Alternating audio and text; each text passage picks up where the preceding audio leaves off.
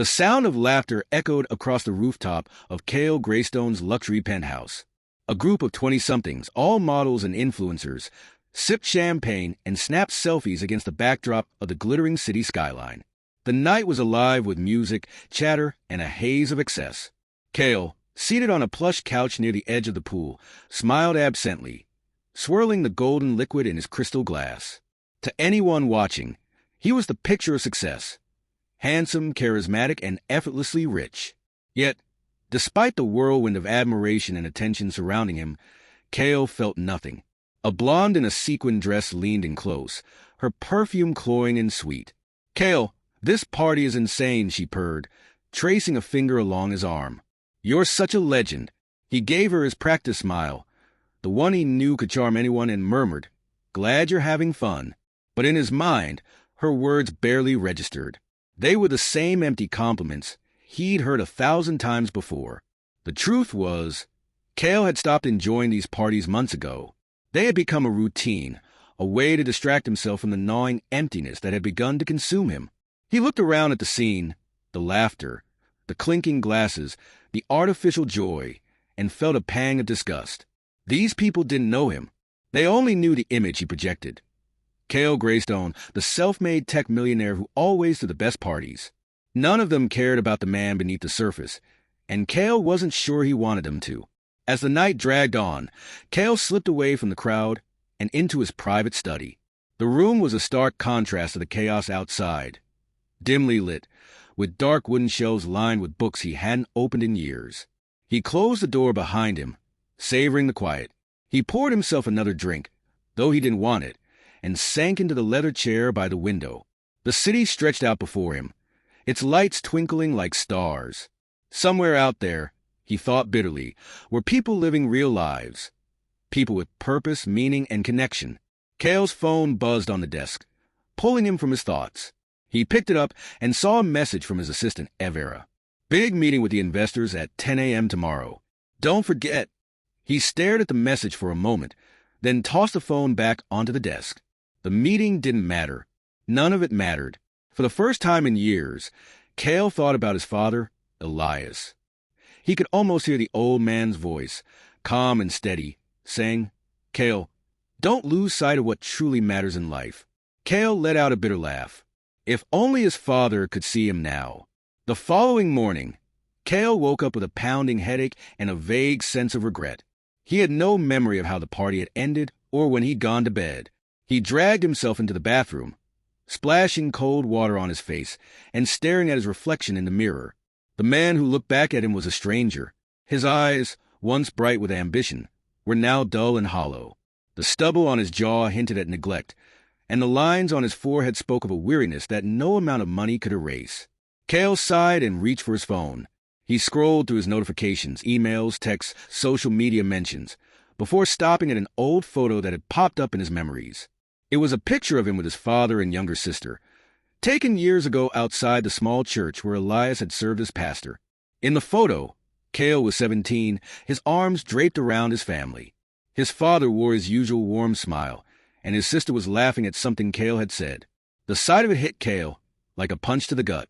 He hadn't spoken to his father in over a year.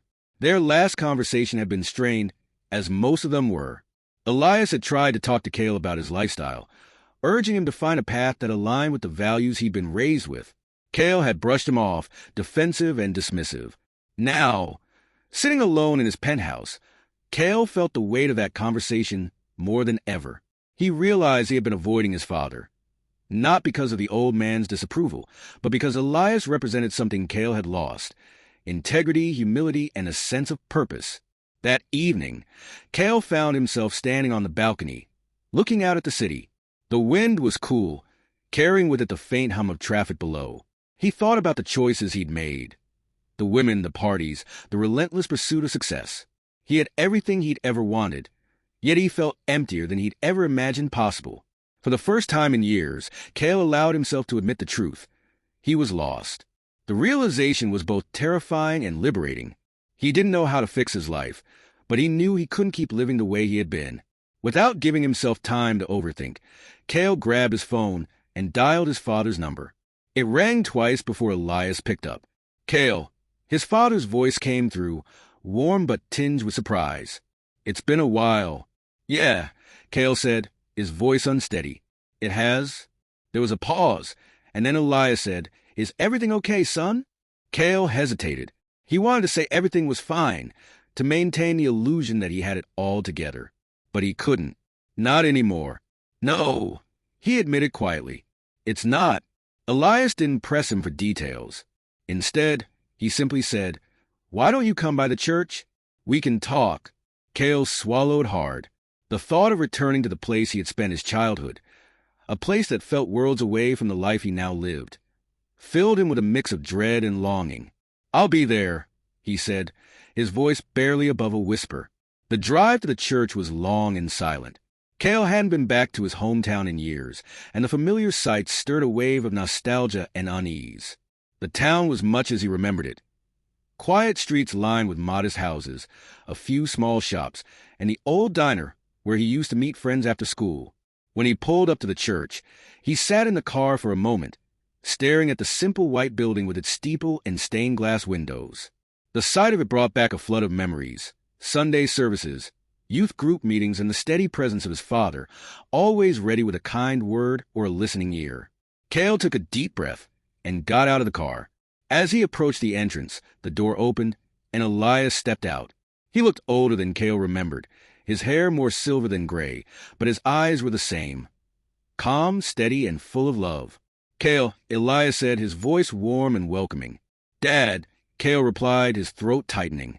They embraced briefly, the gesture awkward but sincere. Come on in, Elias said, leading Cale inside. The church was empty, the sanctuary quiet and peaceful. They sat in one of the pews, the silence between them heavy but not uncomfortable. So, Elias said, breaking the silence, What's on your mind? Cale hesitated, unsure of where to begin. But as he looked at his father, he felt a glimmer of hope. For the first time in a long time, he felt like he could finally be honest with his father and with himself.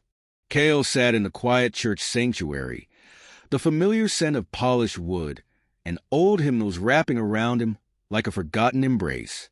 His father, Elias, waited patiently by his side, his hands resting on his knees.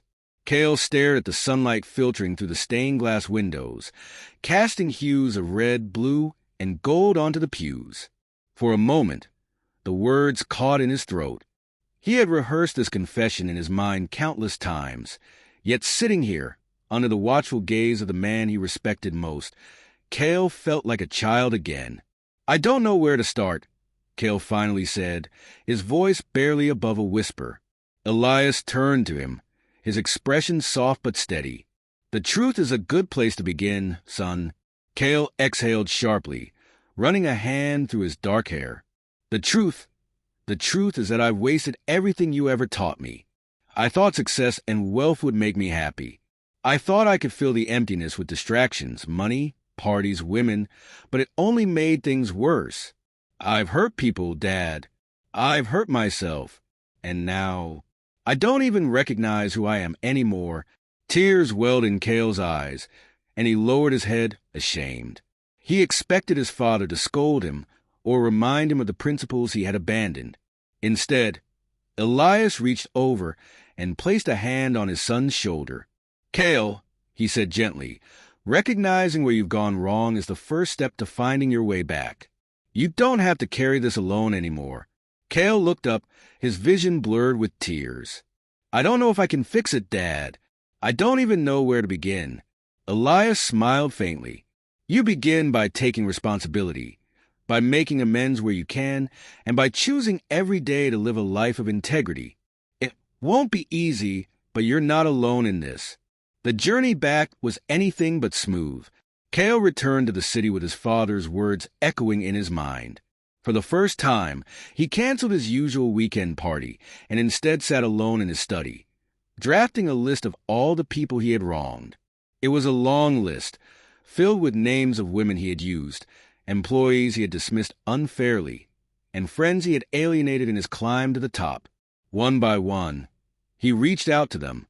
Some conversations were met with anger and resentment, others with surprise and cautious forgiveness. He didn't expect anyone to forget the harm he had caused, but he hoped they might one day see the sincerity in his attempts to make amends. Cale also began making changes to his business.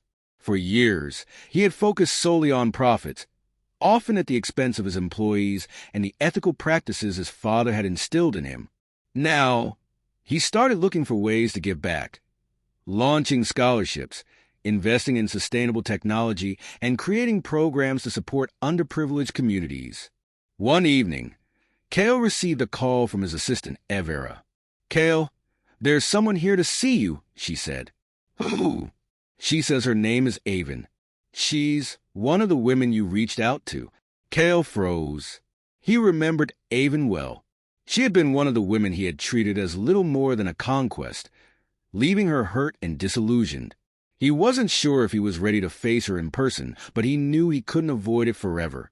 "Send her up," he said, his voice steady despite the nervous flutter in his chest. When Avon walked into the room, she carried herself with a quiet confidence that immediately unsettled Cale. She was no longer the starry-eyed young woman he had once charmed. She was stronger now, sharper. "I didn't come here to yell at you," she said, her voice calm but firm. "I came to see if you were serious about this apology tour you're on." Cale gestured for her to sit, though he remained standing. "I don't blame you for doubting me," he said. "I spent years being selfish and careless. But I'm not the same person I was back then. I'm trying to be better." Avon studied him, her eyes searching for any hint of insincerity. After a moment, she nodded. "Good. Because it's not enough to say you're sorry. You need to show it." Cale nodded, his respect for her growing. "I will," he promised. As the months passed, Cale's efforts to rebuild his life began to bear fruit. He reconnected with his sister, now a teacher in a small town, and the two spent hours reminiscing about their childhood and repairing the bond that had frayed over the years. But the most significant change came when Cale decided to step away from the relentless pace of his business.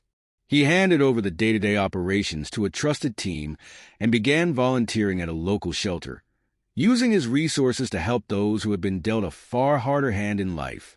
One afternoon, as Cale was helping serve meals at the shelter, a young man approached him. "You're Cale Greystone, aren't you?" the man asked. Cale hesitated, unsure of how to respond. "I am," he said cautiously. The man smiled. "I used to follow you on social media. You were like a rock star, but you're here now, doing this." "Why?" Cale thought for a moment before replying. "Because I realize that success isn't about how much you have. It's about how much you give back." A year after Cale's first visit to his father, he returned to the small church for a Sunday service. The congregation was small, but the warmth in the room was undeniable. As Cale listened to his father's sermon, he felt a sense of peace he hadn't known in years.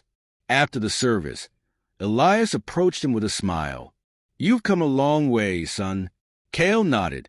"I couldn't have done it without you." Elias placed a hand on his shoulder. "You did the hard work, Cale. You chose to change, and that's something to be proud of."